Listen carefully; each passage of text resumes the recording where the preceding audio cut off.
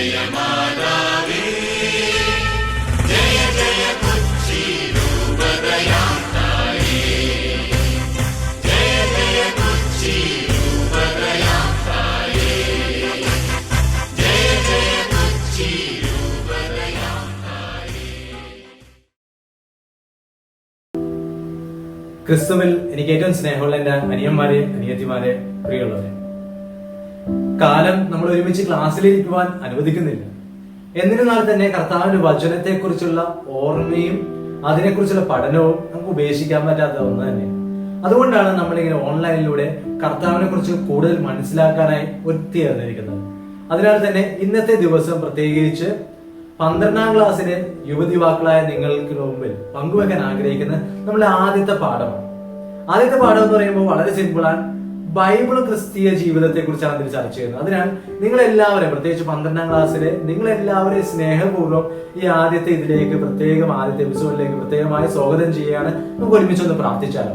ഒന്ന് കണ്ണുകൾ അടച്ച് കരങ്ങൾ ഹൃദയത്തോട് ചേർത്ത് വെച്ച് നമുക്ക് പ്രാർത്ഥിക്കാം. പരിശുദ്ധ അമ്മേ മാതാവേ, ഞങ്ങളെല്ലാവരെയും അനുഗ്രഹിക്കണമേ.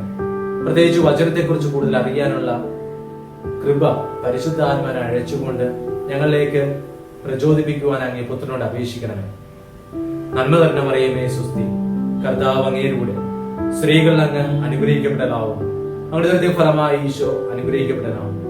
പരിശുദ്ധ മറിയമേ തമ്പുരാന്റെ അമ്മേ, പാപികളായ ഞങ്ങൾക്ക് വേണ്ടി ഇപ്പോഴും ഞങ്ങളുടെ പല സമയത്തും തമ്പുരാന്റെ അപേക്ഷിക്കണമേ. ആമേൻ. ഈശോ മിശിഹായിക്ക് സ്തുതിയായിരിക്കട്ടെ, ഇപ്പോഴും എപ്പോഴും സ്തുതിയായിരിക്കട്ടെ. അപ്പൊ നിങ്ങൾ എല്ലാവരും സുരക്ഷിതരാണ്, സന്തോഷത്തോടെ ഇരിക്കുമെന്ന് വിചാരിക്കുന്നു, പ്രാർത്ഥിക്കുന്നു. അപ്പോൾ ഓർത്തേക്ക് നമ്മൾ ആദ്യത്തെ പാഠം ബൈബിളും ക്രിസ്തീയ ജീവിതം എന്നുള്ളതാണ്. വളരെ സിമ്പിൾ ആയിട്ട് നമുക്ക് ഇതിനെ കുറിച്ച് ഡീൽ ചെയ്യാം. അപ്പോ എങ്ങനെയാണ് ബൈബിള് രൂപപ്പെട്ടതെന്ന് പലവരും ചോദിക്കാറുണ്ട്, സംശയം. Along the shores of the Dead Sea, 3 Bedouin shepherds were tending their flocks when one of their goats strayed from the herd. Thinking it had wandered into a cave, one of them threw a stone to scare the animal out. The unexpected sound sparked their curiosity, and inside, the young shepherds uncovered clay jars that contained one of the greatest archaeological discoveries of the 20th century, the oldest biblical texts ever found, the first of the Dead Sea Scrolls. The scrolls were handwritten some 2,000 years ago on durable animal skin parchment, with a few written on papyrus. They were mostly composed in Hebrew from right to left, with sheets written in columns, then sewn together, creating a single scroll. For safekeeping, some of them would be wrapped in linen and encapsulated in tall jars. The scroll was eventually replaced by the Codex as the format for Christian manuscripts. They were made by folding sheets of papyrus and stitching them together. As time passed, codices began to grow larger and more complex. During the medieval period, books were reproduced by hand. Monks spent their days copying texts in Latin and Greek, while others illustrated the pages.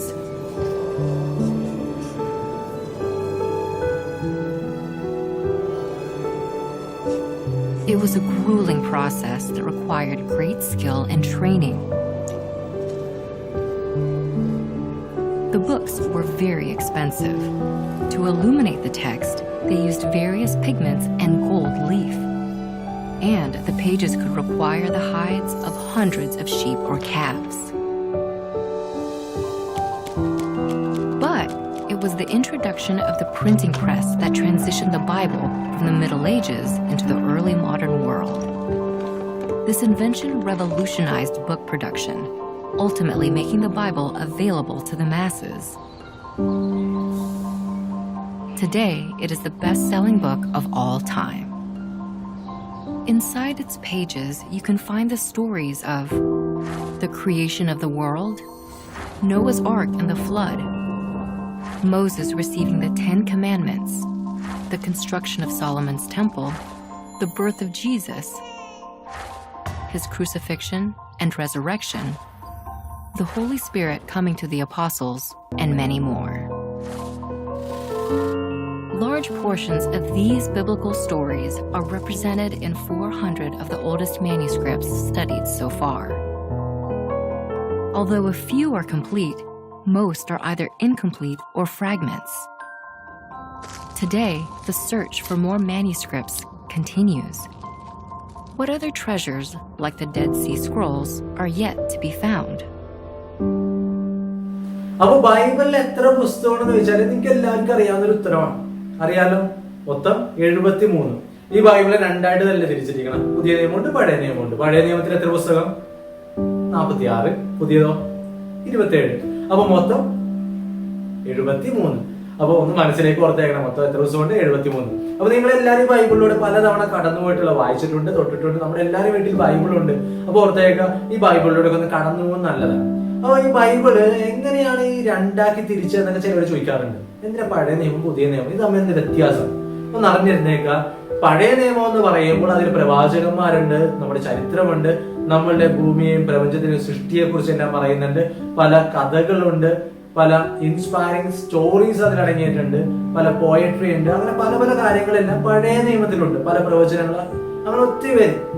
അങ്ങനെ ഇതിന്റെ എല്ലാം പൂർത്തീകരണമാണ് പുതിയ നിയമത്തിൽ നമ്മൾ കാണുന്നത്. പുതിയ നിയമവും പഴയ നിയമവും നമുക്ക് മാറ്റി വെക്കാൻ പറ്റില്ല, രണ്ട് ക്ലബായി ഒരുമിച്ച് ചേർന്ന് പോകുന്നത്. കാരണം പുതിയ നിയമത്തിൽ ആരെ കുറിച്ച് പറയുന്നത്? ഈശോനെ കുറിച്ച്. ഈശോന്റെ ജനനം, ജീവിതം, മരണം, ഉദ്ധാനം. അപ്പൊ ഇതാണ് പുതിയ നിയമത്തിൽ മെയിൻ ആയിട്ട് പറയുന്നത്. 4 സുവിശേഷങ്ങളുണ്ടല്ലോ. 4 സുവിശേഷത്തിൽ ഈശോന്റെ ജീവിതത്തെ കുറിച്ച് പറയുന്നത്. അതിനുശേഷം ശിഷ്യന്മാരിലൂടെ പ്രവർത്തിച്ച സഭയുടെ വളർച്ച, നമ്മളിലെ ക്രിസ്തീയതയുടെ വളർച്ച, അതിനെല്ലാം പറഞ്ഞു വെക്കുന്നത് പുതിയ നിയമത്തിലൂടെയൊക്കെ തന്നെയാണ്. അപ്പൊ ഓർത്തു, ഇത് രണ്ടും വളരെ ചേർന്നു പോകുന്നൊന്നാണ്. പുതിയ നിയമത്തിന്റെ ഒത്തിരി പശ്ചാത്തലങ്ങൾ പഴയ നിയമത്തിലുണ്ട്, പഴയ നിയമത്തിന്റെ ഒത്തിരി പൂർത്തീകരണങ്ങൾ, പ്രവചനങ്ങൾ പൂർത്തീകരണങ്ങൾ പുതിയ നിയമത്തിലുണ്ട്. അപ്പൊ എന്റെ പ്രിയകൾ അനിയന്മാരെ, അനിയത്തിമാരെ ഓർത്തേക്കുക, പഴയ നിയമവും പുതിയ നിയമവും വളരെ ഇമ്പോർട്ടന്റ് ആണ്. പ്രത്യേകിച്ച് പുതിയ നിയമത്തിലൂടെ നമ്മളൊക്കെ കടന്നു പോകുമ്പോൾ ജീവിതത്തിന് ഒത്തിരി വാല്യൂസ്, കർത്താവിനെ കുറിച്ച് കൂടുതൽ അറിയാൻ സാധിക്കുന്നത് പുതിയ നിയമത്തിലൂടെയാണ്. അപ്പൊ രണ്ടായി ബൈബിളിൽ തിരിക്കുന്നു, പുതിയ നിയമം, പഴയ നിയമം. മുഴുവൻ 73 പുസ്തകങ്ങൾ. അങ്ങനെയാണെങ്കിൽ ഈ ബൈബിൾ എങ്ങനെ എഴുതപ്പെട്ടിരിക്കുന്നത്? ബൈബിൾ എങ്ങനെ എഴുതപ്പെട്ടിരിക്കുന്നത്? ഇതേക്കുറിച്ച് പറയുമ്പോൾ ചരിത്രത്തിലൂടെ കടന്നു പോകുമ്പോൾ 2 ഓതേഴ്സിനെ കുറിച്ച് പറയുന്നു. ഒന്ന് divine author, 2 human author. Divine author എന്ന് പറയുന്നത് നിങ്ങൾക്ക് അറിയാലോ, ഡിവൈൻ ഓതർ ദൈവമാണ് ഇതിന്റെ എല്ലാം പിന്നിൽ. ദൈവം എങ്ങനെ എഴുതുന്നത്? മനുഷ്യരിലൂടെ. ചില മനുഷ്യരെ ഇൻസ്പയർ ചെയ്യും, ചില മനുഷ്യരെ പ്രചോദിപ്പിക്കും. ഈ വചനത്താൽ പ്രത്യേകമായ ദൈവത്തിന്റെ കൃപയാൽ ചില മനുഷ്യരെ തിരഞ്ഞെടുക്കുകയും അവരിലൂടെയാണ് എഴുതപ്പെട്ടിരിക്കുന്നത്. കാരണം ദൈവം തിരഞ്ഞെടുത്ത ചില വ്യക്തികളിലൂടെ ബൈബിൾ എഴുതപ്പെട്ടിരിക്കുന്നു. ഏകദേശം 1300 BC മുതൽ 100ഓളം കാലങ്ങൾ, ഈശോയ്ക്ക് ശേഷം 100ഓളം വർഷങ്ങൾ പിന്നിടുന്നു. അതായത് 1400ഓളം വർഷങ്ങളിലെ പഴക്കമുണ്ട്. അത്രയും ആഴമേറിയ നമ്മളുടെ ബൈബിൾ. ബൈബിൾ എന്ന് പറയുമ്പോൾ വചനം. അപ്പോൾ ഓർത്തോ, ബൈബിൾ വളരെ വിലപ്പെട്ടതാണ്, വളരെ അമൂല്യമാണ്. അതുകൊണ്ട് തന്നെ അതിലൂടെയൊക്കെ കടന്നു പോകണം. കാരണം അതിന്റെ മെയിൻ ഓതേഴ്സ് ആരാണ്? ഡിവൈൻ ഓതർ ഈസ് ഗോഡ്, ദൈവമാണ് ഡിവൈൻ ഓതർ. പിന്നെ ഹ്യൂമൻ ഓതർ, ഹ്യൂമൻ എന്ന് പറയുന്നത് മനുഷ്യൻ. അപ്പോൾ നമ്മൾ 2 കാര്യങ്ങൾ മനസ്സിലാക്കി, ബൈബിളിന്റെ ഡിവിഷൻ, 2 ഓതറിനെ കുറിച്ച്. അങ്ങനെ ഇനി നമ്മൾ മൂന്നാമത്തെ ഒരു കാര്യത്തിലേക്ക് അടക്കുകയാണ്. മൂന്നാമത്തെ കാര്യം എന്ന് പറയുമ്പോൾ ബൈബിൾ എങ്ങനെ ചിട്ടപ്പെടുത്തിയിരിക്കുന്നത്. ബൈബിൾ ഇങ്ങനെ ക്രമീകരിച്ചിട്ടുണ്ടല്ലോ. എങ്ങനെയാണ്, ഏതാണ് പഴയ പുസ്തകം, ഏതാണ് പുതിയത്? പഴയത് ഐ മീൻ, പഴയെന്ന് ഉദ്ദേശിച്ചത് ഏറ്റവും ആദ്യം രചിക്കപ്പെട്ടത് ഏതാ, ഏറ്റവും അവസാനം രചിക്കപ്പെട്ടത് ഏതാന്നൊക്കെ പലവരും ചോദിക്കാറുണ്ട്. അപ്പോൾ ഓർത്തേക്ക്, ബൈബിൾ ഇൻസ്പയർഡ് ആണ്, ദൈവികമായ ഒത്തിരി പദ്ധതിയുടെ ഭാഗമാണ് ഇത് രചിച്ചിരിക്കുന്നത്, രചിക്കപ്പെട്ടിരിക്കുന്നത് നമ്മളുടെ നന്മയ്ക്ക് വേണ്ടി. അപ്പോൾ ഏതാണ് ആദ്യത്തെ പുസ്തകം? അത് നിങ്ങൾക്കൊന്ന് വിട്ടു തന്നിരിക്കുക. ആ ഒരു കാര്യം നിങ്ങളൊന്ന് വീട്ടിലൊന്ന് വർക്ക്ഔട്ട് ചെയ്താൽ വളരെ നല്ലതാണ്. നിങ്ങൾക്ക് ഒരു ചെറിയ ഹോംവർക്ക് ഒന്നും അല്ല പറയുന്നത്, നിങ്ങളൊന്ന് കണ്ടെത്തിയുള്ളൂ. നിങ്ങൾക്ക് എല്ലാവർക്കും എന്തായാലും ഇന്റർനെറ്റ് ഒക്കെ ഉണ്ടല്ലോ, ഒന്ന് സെർച്ച് ചെയ്യുക. Which is oldest book in the Bible. Bible ഏറ്റവും പഴയത്, ഏറ്റവും പുരാതനമായ പുസ്തകം ഏതാണ്, അധ്യായം ഏതാണ്, അതേപോലെ തന്നെ ഏറ്റവും ലേറ്റസ്റ്റ്, ഏറ്റവും അവസാനമായി എഴുതിയത് ഏതാണെന്നുള്ള ഒന്ന് കടന്നു പോകുന്നല്ല. ഒരുപക്ഷെ നിങ്ങളുടെ കയ്യിലൊക്കെ ടെക്സ്റ്റ് ബുക്ക് ഉണ്ടാവുമല്ലോ, ആ ടെക്സ്റ്റ് ബുക്കിലൊക്കെ നോക്കിയാൽ അതിലൂടെ കടന്നു പോയാലും വ്യക്തമാണ്. അപ്പൊ അതിനുള്ള ഉത്തരം ഞാൻ പറയുന്നില്ല. അപ്പൊ ഒന്ന് ഓർത്തേക്കുക, അതൊരു ചെറിയൊരു വർക്കായിട്ട് എടുക്കുക. എന്നിട്ട് അതൊന്ന് എഴുതി വെക്കണം. നിങ്ങൾക്ക് പറ്റാവുന്ന ഏതാണ് പുതിയത്, ഏതാണ് പഴയത് നമുക്കൊന്ന് എഴുതിയിട്ട് എന്ന് നിങ്ങളെ മമ്മിയോ ഡാഡിയിലേക്ക് ഒന്ന് ഷെയർ ചെയ്യുന്നത് നല്ലതാണ്. കാരണം പലവരും അറിയാത്തവരൊക്കെ ഉണ്ടാവും, ഏറ്റവും പുതിയത് ഏതാ പഴയത് ഏതാ. അപ്പൊ ഒന്ന് അവരോടൊക്കെ പങ്കുവെക്കുക. അപ്പൊ ആദ്യത്തെ ഒരു എക്സസൈസ്, വലിയ കട്ടിയൊന്നും തരില്ല, ജസ്റ്റ് ഒന്ന് ഓർത്തേക്കാം ബൈബിളിലെ ഏറ്റവും പുതിയത് ഏതാണ്, ഏറ്റവും അവസാനമായി എഴുതപ്പെട്ടിരിക്കുന്നത് ഏതാണെന്നുള്ളതും അതോടൊപ്പം തന്നെ ഏറ്റവും പഴക്കമാർന്ന ഏറ്റവും ആദ്യമേ രചിക്കപ്പെട്ട വചനം ഏതാണെന്നൊക്കെ ഒന്ന് അന്വേഷിക്കുന്നതും കണ്ടെത്തുന്നതും നല്ലതാണ്. അത് നിങ്ങൾക്ക് വിട്ടുതന്നിരിക്കുക. In the beginning, God created the universe and a planet called Earth. Humans were formed in God's image to continue God's work. But soon, humans decided we want to live our way, not God's. Selfishness and violence filled the world. So God started over with just one family. And God made a covenant with a man named Abraham. The land around you is now yours. Your family will be my blessing to the entire world. In just a few generations, they grew into a large nation named Israel. The Egyptians became fearful and forced the Israelites to be their slaves. Through a humble leader named Moses, God led the Israelites in a great exodus back toward their promised land. Along the journey, God gave laws and commands to help the Israelites follow God's ways. Finally, after 40 years of struggle and complaining in the desert, the Israelites arrived back home in the promised land. In victory, the people worshipped God, but soon after, they turned from God and lived their own rebellious ways. This became a pattern from generation to generation. Israel's greatest judge was Samuel. He followed God's ways and spoke for God as a prophet. He told Israel that God was the only king they ever needed. But they desired to be like the corrupt nations surrounding them and insisted, "We want a human king who we can see to rule over us just like the other nations." So Samuel found a man named Saul to be Israel's first king. His reign began well, but before long, Saul stopped following God's ways and made many bad decisions. So Samuel told Saul, "Because you have turned your back on God, God has rejected you as a king." Samuel's search for the next king led to a courageous young shepherd boy named David.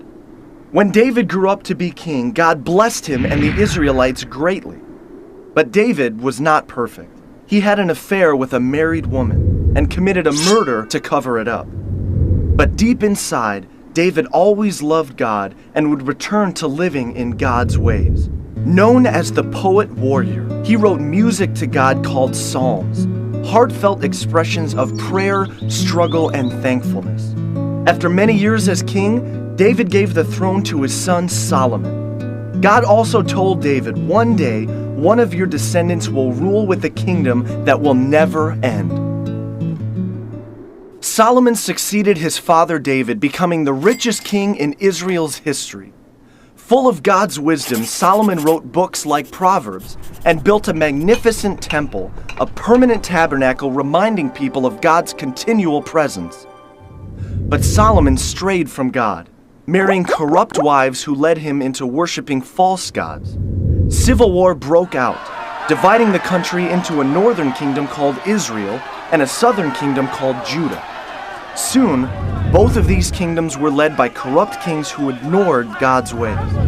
During this time, prophets were sent as messengers, calling the Israelites to return to God. They warned of the destructive consequences ahead. The prophet Elijah, a wild and rugged man, showed up false prophets by calling on God to give an awesome display of fire.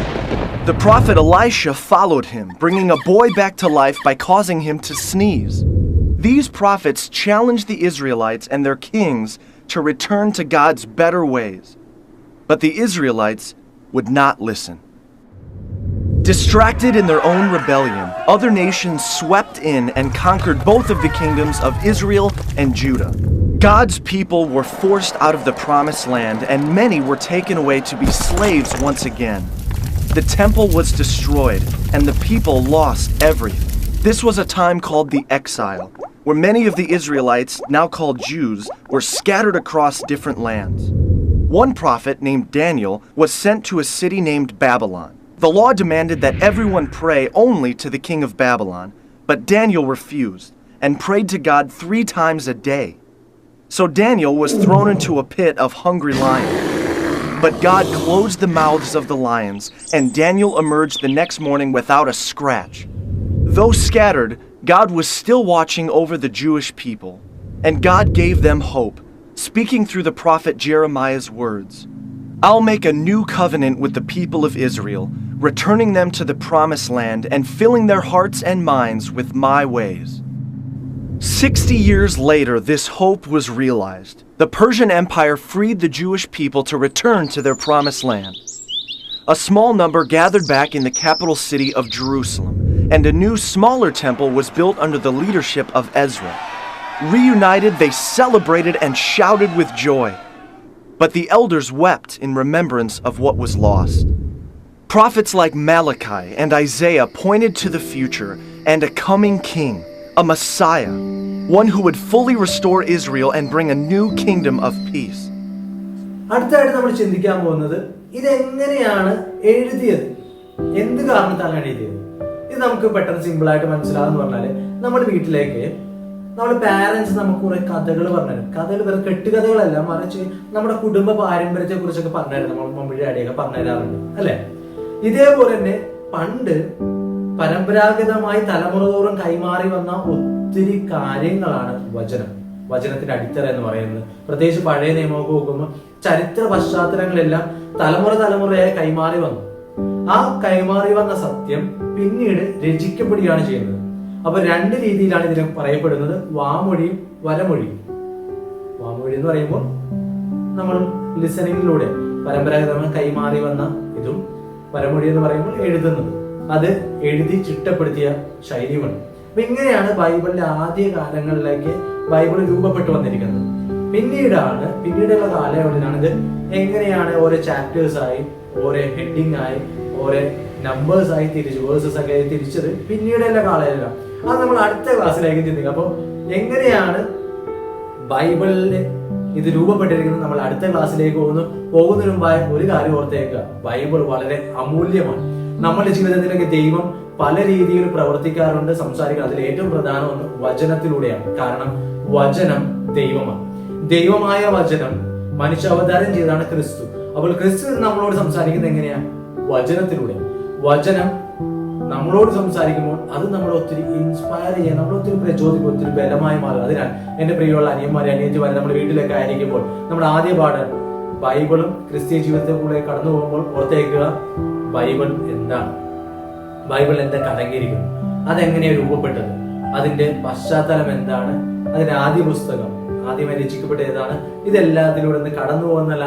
അപ്പോൾ ഈ corona കാലത്ത് പ്രത്യേകിച്ച് നമ്മുടെ വീട്ടിലേക്കായിരിക്കുമ്പോൾ വചനത്തെ കൂടുതൽ അറിയുവാൻ, സ്നേഹിക്കുവാൻ, പ്രത്യേകിച്ച് നിങ്ങളുടെ ബൈബിളൊക്കെ എടുത്തൊന്നും വായിക്കുവാനായി ഈ ദിവസങ്ങളിൽ ശ്രദ്ധിക്കുക. സർവശക്തനായ ദൈവം നിങ്ങൾ എല്ലാവരെയും അനുഗ്രഹിക്കട്ടെ എന്ന് പ്രാർത്ഥിക്കുന്നു. ആമേൻ.